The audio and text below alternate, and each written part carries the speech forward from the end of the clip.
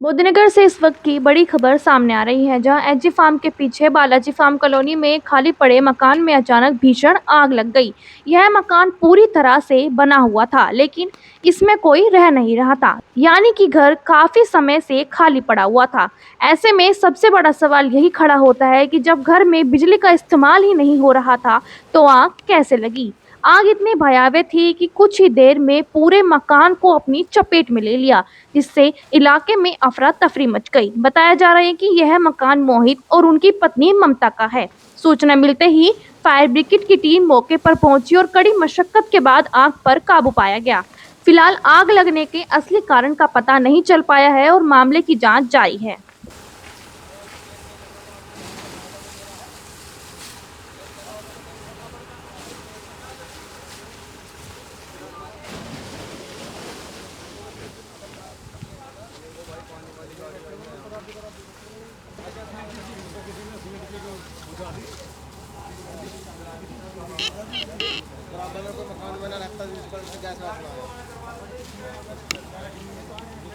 बनवा तो बनवाओगे हमारे तो अपने क्षेत्र में।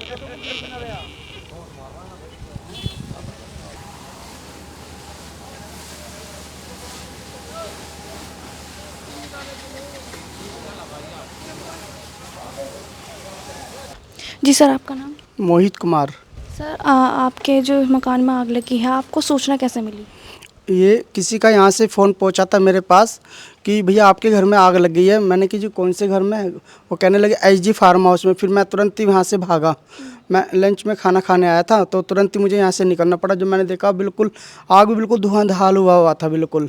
यहाँ पे काफ़ी पब्लिक खड़ी हुई थी, तो देखिए मेरी आँखों में आंसू एकदम नम ही नम हो गया। बिल्कुल अपने आप से मेरी खुद ही हौसला और हिम्मत से टूट गई।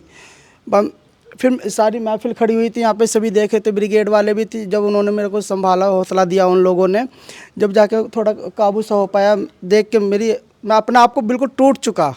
जी। कितनी देर से आग लग रही थी सर? आके देखा यहाँ पे तो मुझे आग ब्रिगेड वालों ने बुझी हुई दिखाई दी। जी। सर, आग लगने का कारण क्या है, ये पता चला है आपको अभी? नहीं, इसका भी ये मुझे नहीं पता कैसे लगी है इसमें। लगभग कितने तक का नुकसान हो चुका है सर? इसमें कम से कम ये सारा का सारा टोटल कम से कम 10-12 लाख का नुकसान है जी। 10 का नुकसान है जी। मैम, हम क्या कह सकते हैं, क्या आग लगी है, इसमें बर्बादी हो गई। तो ये सारा नुकसान ही नुकसान है, सब आपको दिख ही रहा है ये सब। तो मैं इनका बड़ा भाई हूँ। कर्जा पानी इन्होंने लेके बनाया था, बैंक से लोन लिया हुआ है। किस्तें भी पता नहीं कैसे दे पाएंगे, ये घर को कैसे मैनेज करेंगे, कुछ भी समझ में नहीं आ रहा है। इतनी आर्थिक स्थिति इनकी ख़राब है बहुत ज़्यादा करके। अब इतना लोन है इनका शायद 15-20 लाख रुपए का इन्होंने लोन लिया हुआ है।